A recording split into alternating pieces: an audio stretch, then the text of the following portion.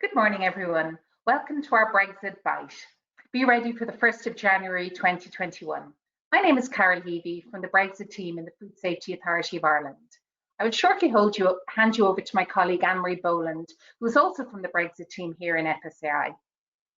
Today's event will last 40 minutes in total, 30 minutes of content and 10 minutes for questions. If you have any questions from the presentation, just put them into the questions box on your screen, and we will get to as many of them as we can by the end of the presentation.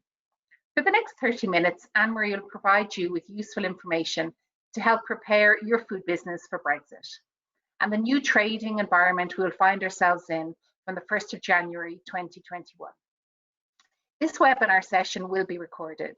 The recording will be available on the FSAI website at fsai.ie/Brexit. If you're on social media, do let us know you are here using the hashtag FSAI events. Now I'll pass you over to Anne-Marie. Thanks very much, Carol, and once again, welcome to our webinar this morning, which is the first in a series of Brexit webinars that we'll be holding over the next month or so.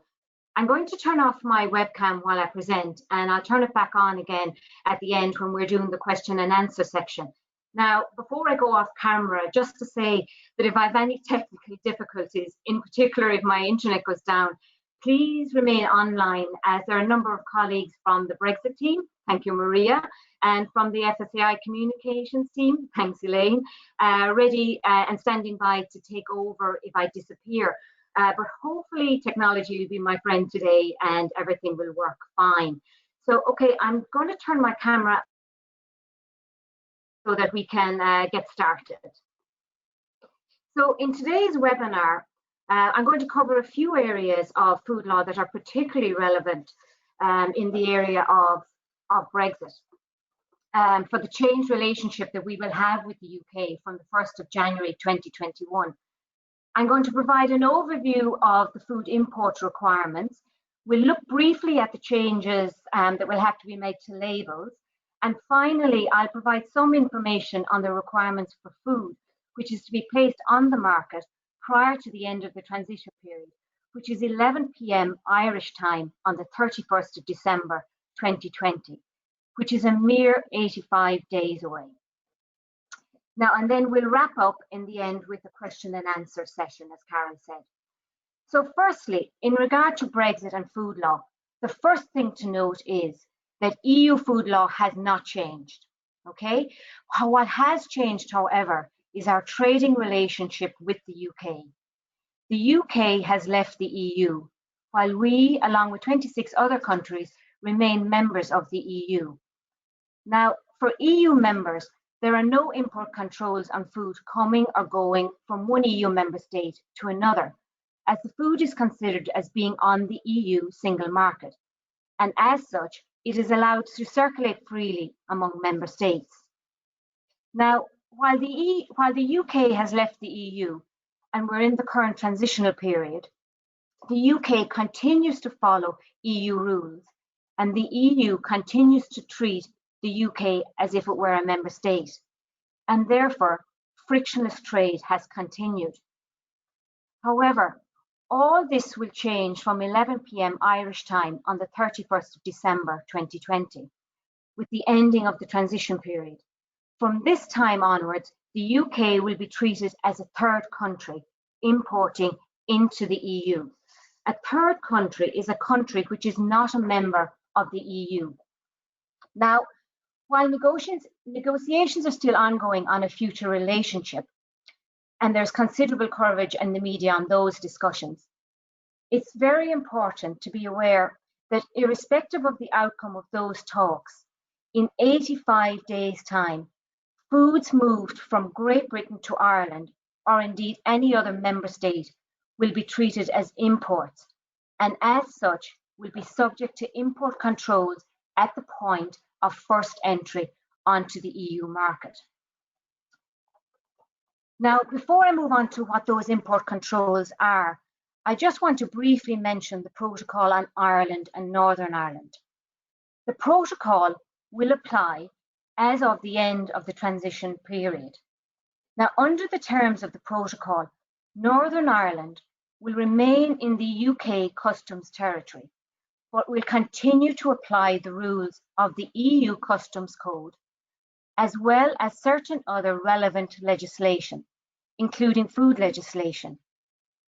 This means then that food placed on the Northern Irish market must comply with EU food legislation, for example, as regards food labelling.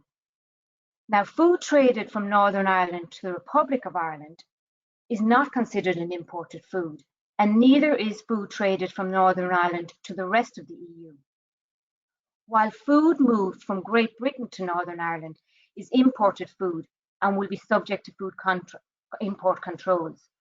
Now, for this reason, for the remainder of the webinar, I'm going to refer to Great Britain, meaning England, Scotland, and Wales, because the relationship between those countries and the EU will be different from that of the EU and Northern Ireland.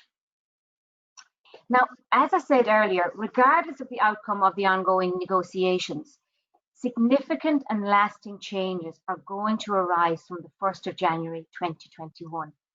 And these changes will affect any food business, regardless of the size, which moves foods or food contact materials from, to, or through Great Britain, as those foods will be subject to a range of customs formalities and other regulatory requirements which did not happen before. So I would urge you to look at the foods you use in your business and consider, how do they get to you? Do you bring them in from Great Britain directly? If you do, then you will be an importer from the 1st of January 21. And maybe you get your food from a wholesaler or distributor and they purchase them directly, the food directly from Great Britain. Then they will be importers. But are you sure that they know they will be importers and the rules that will apply in January 2021? So we're urging you to look at your supply chain now, if you haven't already done so, and ensure that all parties along it are prepared for 2021. Now, just to mention, moving away slightly, I suppose, from food legislation, I just want to draw attention at this point to the need for an economic operator's registration and identification number, which is a bit of a mouthful, but it's more often referred to as an EORI number. That's the letter E-O-R-I. You can get this for free from Revenue, and you will need this unique identifying number if you trade with a non-EU country. So if you do not have this EORI number, you will not be able to trade with the UK. So please, if you do purchase food directly from Great Britain, please make sure that you have an EORI number. Now, before I move on to looking at the import requirements, I'm just going to run a quick poll, if you're all ready. And this is just a quick poll just to ask you about whether or not, how ready you are for Brexit within your business. And my colleague Elaine will just put that up on the screen now. So as you can see, what we're asking you is your business ready for Brexit on the 1st of January 2021? So yes, we are ready. We are somewhat prepared, or no, we haven't begun yet. So I'm glad to see people are starting to click in, which is great. And I just want to tell you, for those of you that are hesitant about contributing, the poll is anonymous, so we won't know who or who not contributed. So it's quite good. I think we're nearly there now. And the figures, I was going to give the figures, but I see the figures are changing as people are inputting in. It's actually, yes, we have. I'm just going to give you just a few more minutes to see. And some of it is, it's quite, sorry, the results, they're flashing up here on my screen. So I'm going to leave it. I'm going to leave it at that. That's good. That the good news for those of you tuning in, that there are 11% of you that are ready. So that's very good news, and good to note. And 78% somewhat prepared, and 11% that haven't started to prepare yet. So for the 11% that haven't started to prepare yet, I would say the first step I would advise you is to get your EORI number. For the 78% that are somewhat prepared and the 11% that are prepared, I hope that what I'll cover in the next part of the presentation will be of interest and of help to you. And as I said, as I progress through the presentation, if you insert your questions, as Carol said, into the questions box, we can take a look at them at the end. So then, back now to import controls, and I'm just hoping that my slide will move. It seems a little bit slow after the poll. So there we go. So that's fine. We're back in action now. So anyway, back to import controls, and what are they?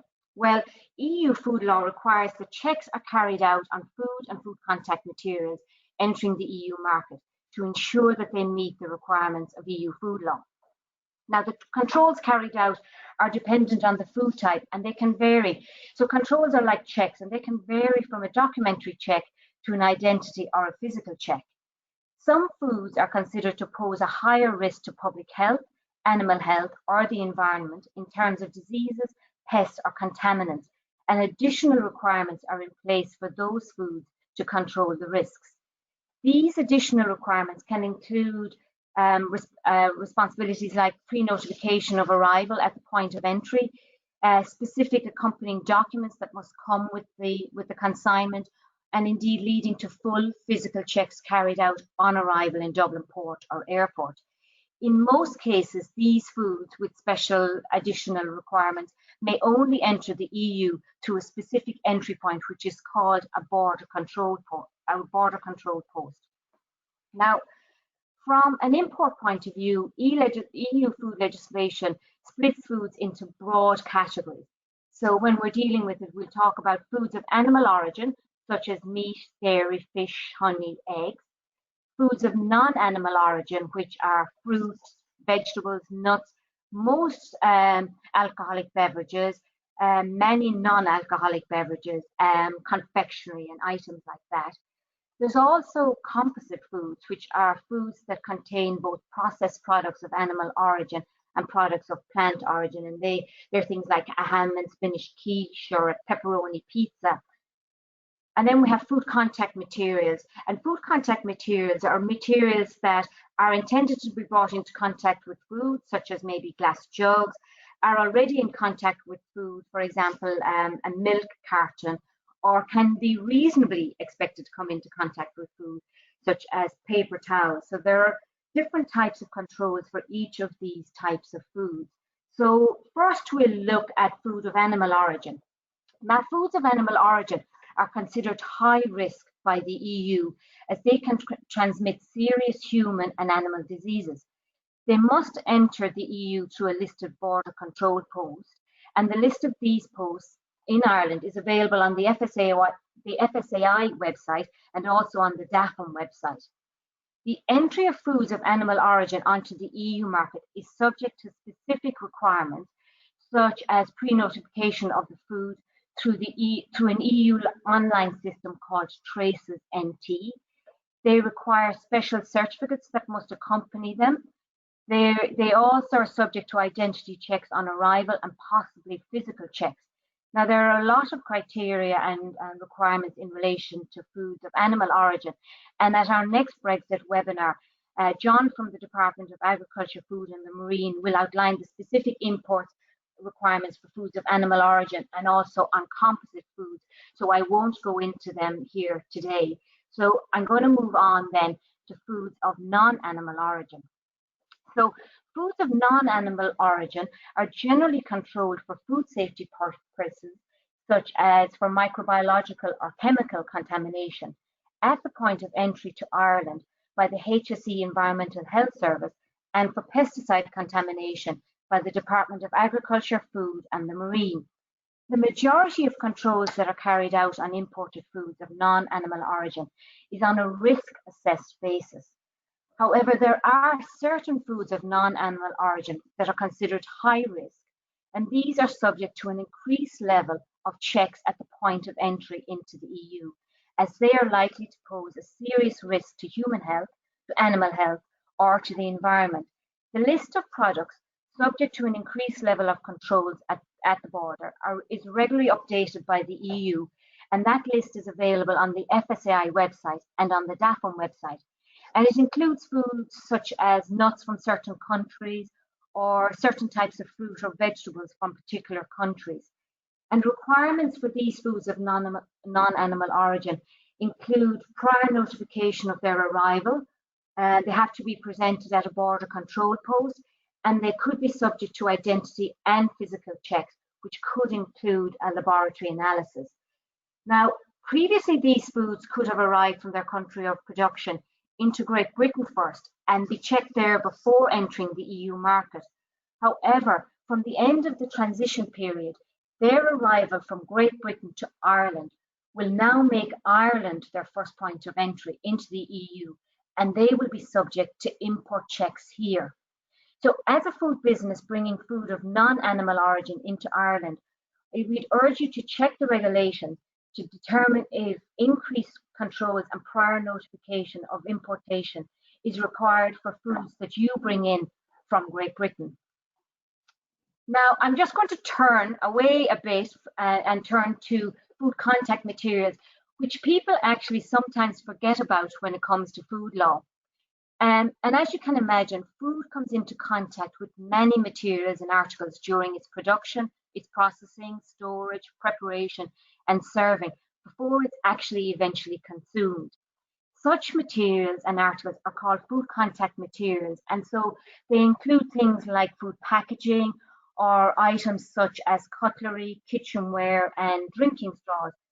Food contact materials placed on the EU market are subject to general rules governing food contact materials, and certain food contact materials have additional specific measures.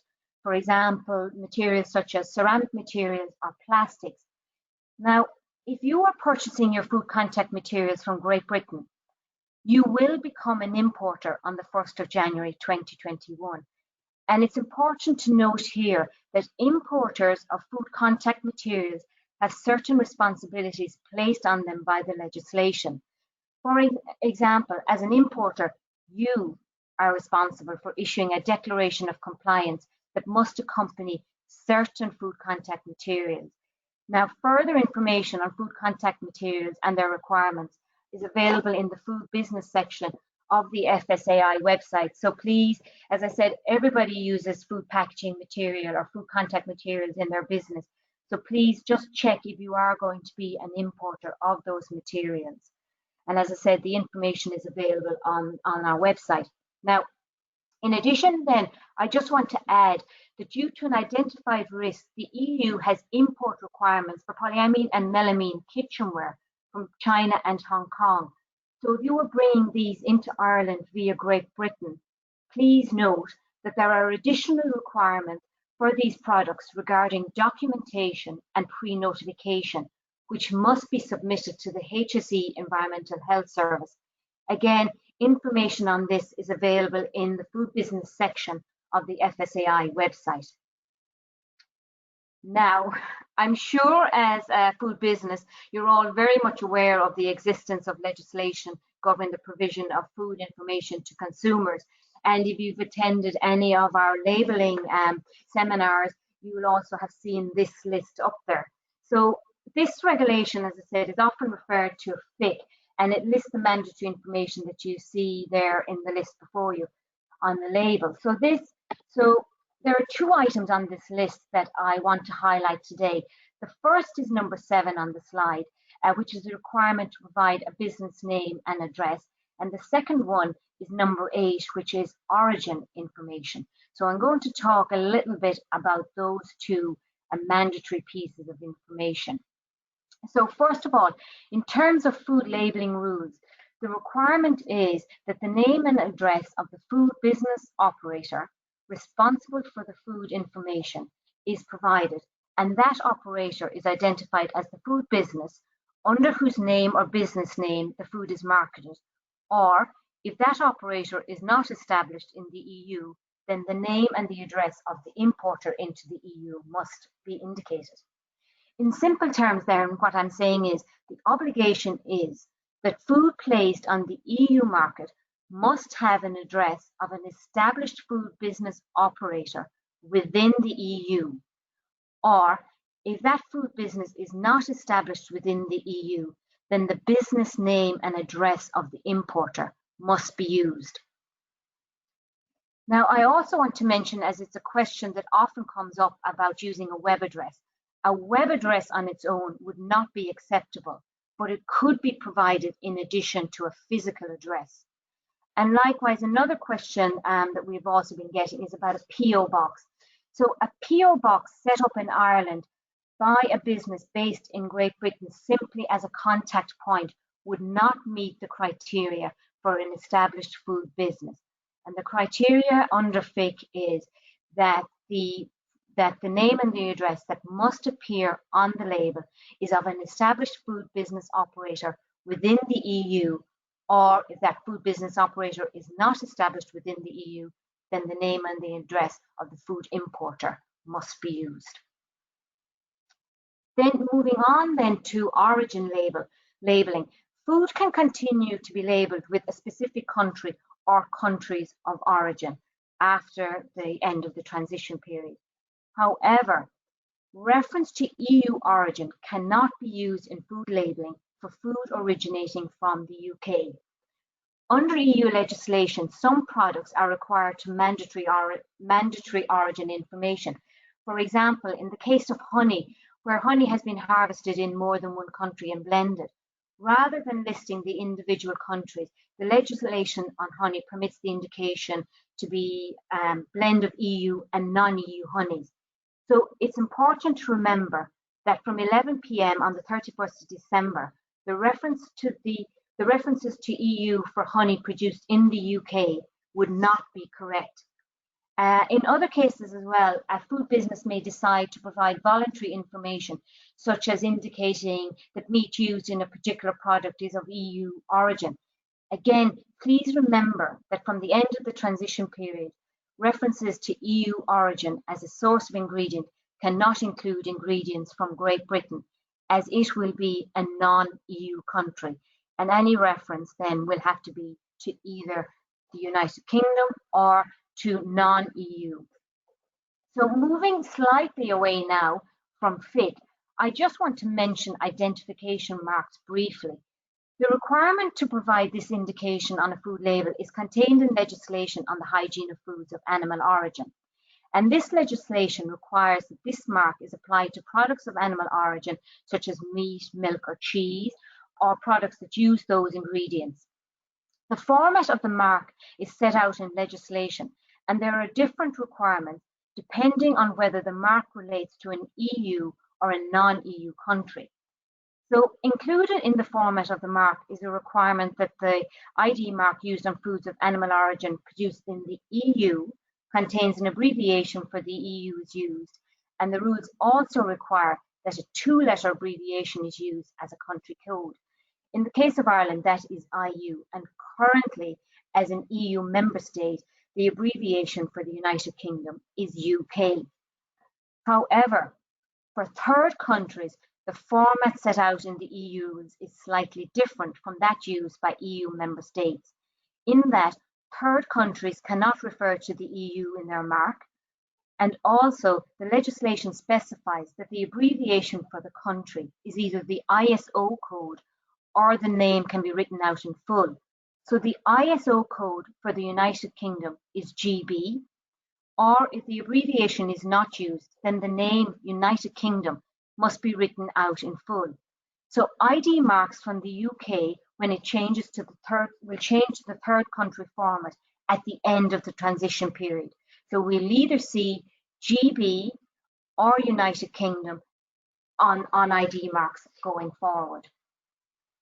Now, before moving on to the final segment of my talk, I just want to briefly mention mineral water and highlight that mineral water has specific legislation governing it, and under those rules, it is subject to an authorization procedure carried out by the competent authorities of the EU. So therefore, mineral waters recognised by the UK as a natural mineral water will, under EU legislation, be considered as extracted from the ground of a third country from the end of the transitional period. So natural mineral water from a third country can only be imported into the EU if they are recognised by the responsible authority of another member state. So as we currently stand, UK natural mineral water cannot be marketed after the end of the transition period as it is not recognised. For those interested, a full list of natural mineral waters which are recognised by member states is listed on the EU Commission website. Now, in terms of food which is placed on the market prior to 11 p.m. on the 31st of December 2020, under the terms of the withdrawal agreement, for food of non-animal origin that was lawfully placed on the EU or UK market before the end of the transition period, that food can circulate between the two markets after the transition period without the need to relabel, for example, to indicate the EU name and address. However, this is not the case for foods of animal origin such as meat, milk or eggs, honey. Food of animal origin coming from Great Britain must comply in full with EU law as of the end of the transition period. For example, this means they must have an EU address and they also must have the new third country ID mark, regardless of whether they've been placed on the market of Great Britain before the end of the transition period. So two different situations exist for placed on the market in terms of if your product is a food of animal origin or a food of non-animal origin. And finally, I know I've touched on a number of areas this morning, and apologies if I've given you an overload of information. But if there is anything to take away from today, I would just like to emphasize the following actions. Firstly, as I said, for those 11% of you that haven't started yet, if you do not have an EORI number, please get one now so that you can continue to trade with Great Britain. Secondly, review your supply chain and check that those responsible for bringing food in on your behalf from Great Britain are aware of the changes.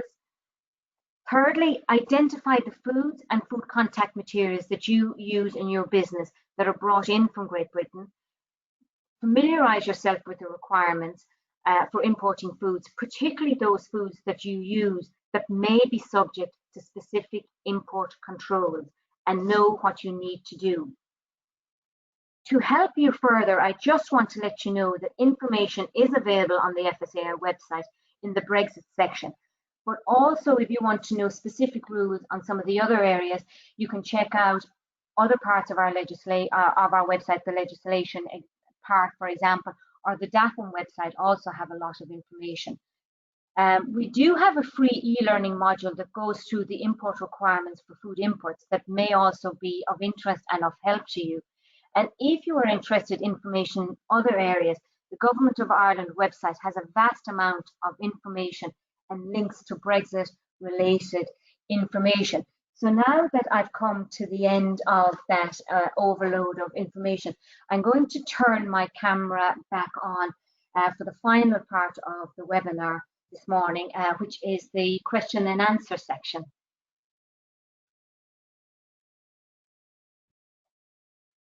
Hi, Anne-Marie. Thank you very much for that, and thanks to everyone for listening. There's about 282 joining us today, so it's brilliant to see such great numbers and great amount of chat. So thanks a million for all the questions that you've put in into the question box. So Anne-Marie, if you're ready, if you don't mind, I'll start off with some of those questions for you now. Okay, so the first one I'll talk to you about is on mineral water. And so the question is that you mentioned in your talk that the UK natural mineral waters will not be permitted on the Irish market, but does this also apply to spring waters? Oh, thanks, Carol. Interesting. Yes, I should have mentioned that spring waters, unlike mineral waters, do not have to be recognised. So they can be placed on the EU market. But there's just to highlight that there are certain criteria that spring waters must meet, and it's contained in the same legislation that the rules for mineral waters are laid down. And I would highlight that They may have national rules in England, I think in particular, regarding treatments that spring waters may undergo. So if you are sourcing your spring water from England to put on the Irish market, you need to ensure that that spring water has not undergone any particular treatment. It must meet the criteria set down in the mineral water legislation. So spring waters must meet criteria set down in rules governing mineral water legislation, but they can be placed on the EU market. That's brilliant, Anne-Marie. Thanks a million for that. Now, as you can imagine, you've worked in labelling over the years. There's lots of questions on labelling, and a lot of those are around the name and address on a label. And people are wondering if a Northern Irish address is acceptable as an EU address come the 1st of January. Oh yes, thanks, Carol. Yes, a good question. Yes, thanks to the Northern Ireland Protocol, the Northern Irish address is acceptable and considered an EU address for labelling purposes. So a Northern Irish address will be acceptable on the EU market. So it will be okay for the Irish market, and it will be okay for every other member state as well. So a Northern Irish address is perfectly acceptable as an EU established address. So that's yes. So yes is the answer to that one. It can be used and is accepted.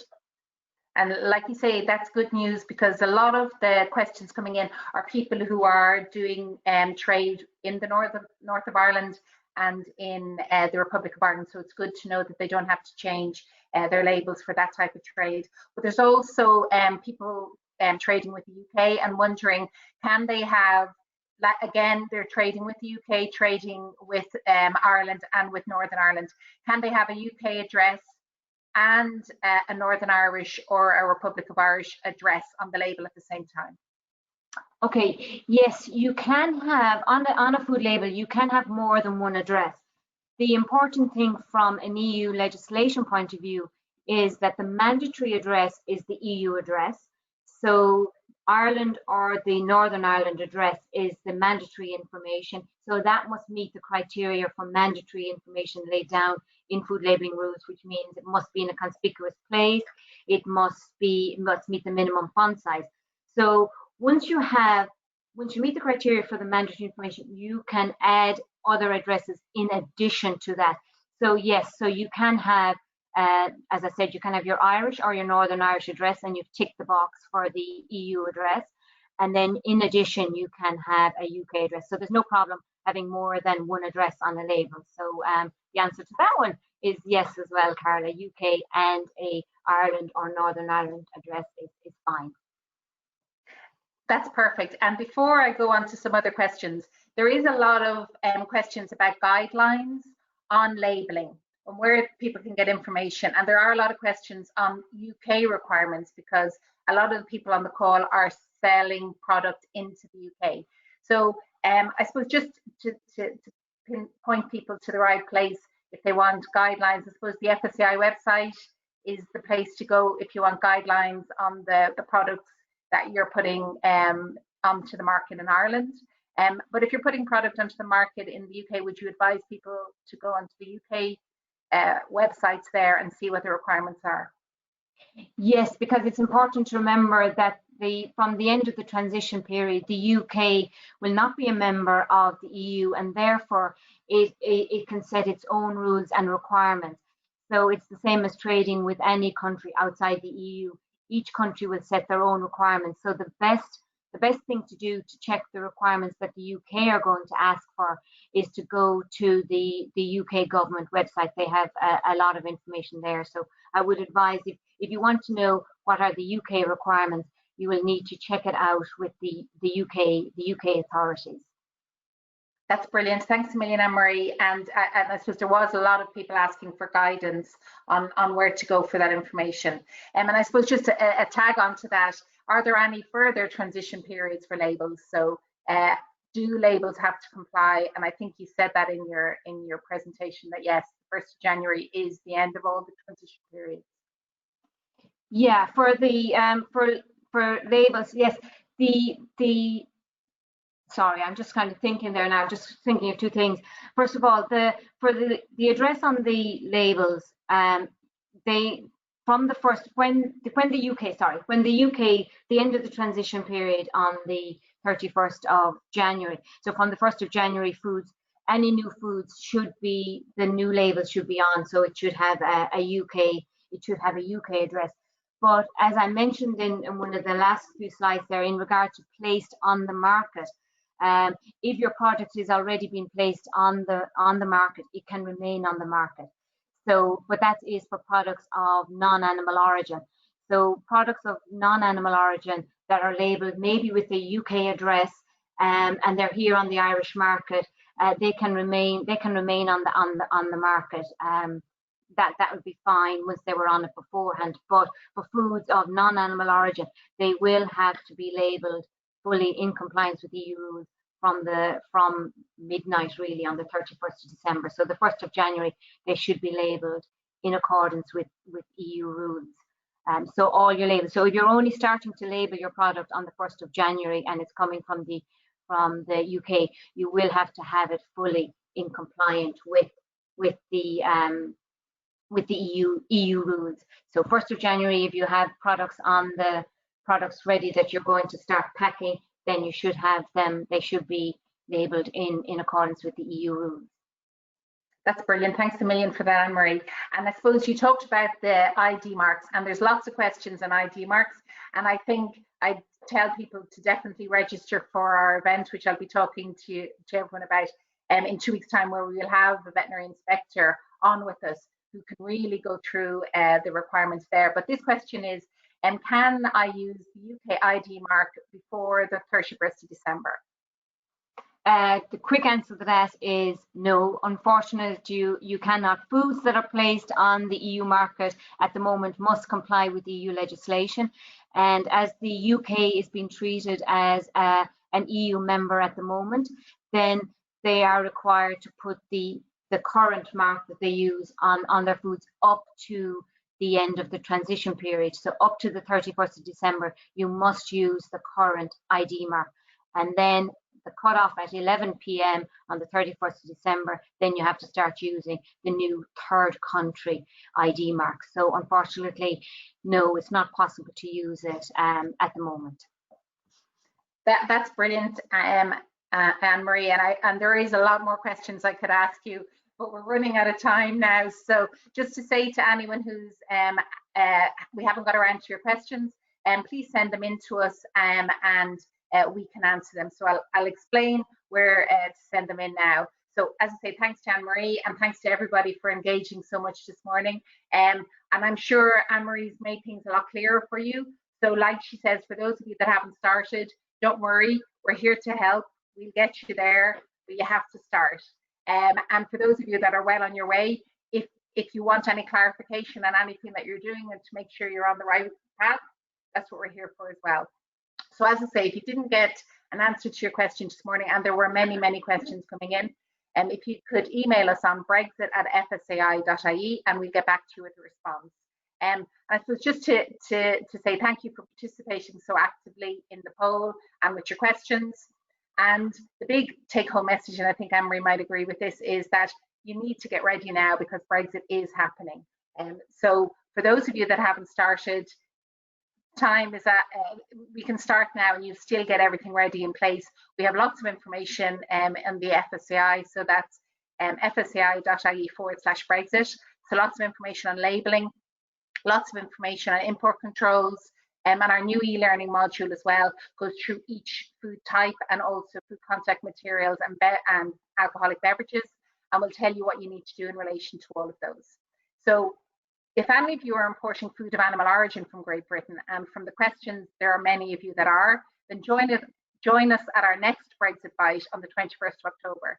So John Higgins, a veterinary inspector with the Department of Agriculture, Food and the Marine, will take you through the import requirements for foods of animal origin.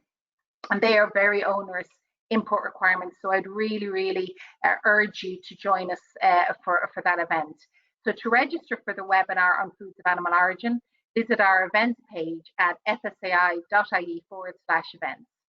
So we look forward to seeing you again in 2 weeks' time. And I suppose for myself and Anne-Marie, just to say thank you very much for your attention, and look forward to seeing you again. Thanks. Goodbye.